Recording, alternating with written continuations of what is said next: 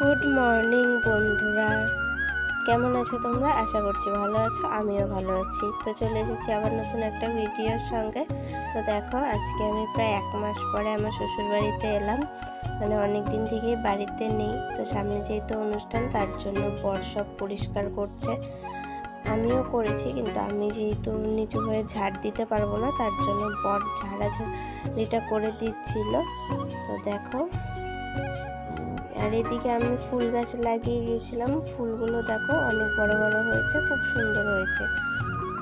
তা আমার বরের আর আমার ফুল গাছ লাগাতে খুব ভালো লাগে, ফুল গাছকে যত্ন করতেও আমাদের খুব ভালো লাগে। তো দেখো ওইদিকে আরও আছে, এখন সবগুলো ওদিক থেকে পরিষ্কার করে এদিকে নিয়ে আসবে।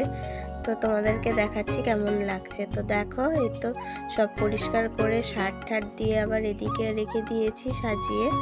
তো আমাদের দরজার লকটা না কিছুদিন থেকে লাগছিল না, তো তার জন্য দাদাকে ডাকা হয়েছে। তো দাদা এখন সব ঠিক করে দিচ্ছে দরজাটা।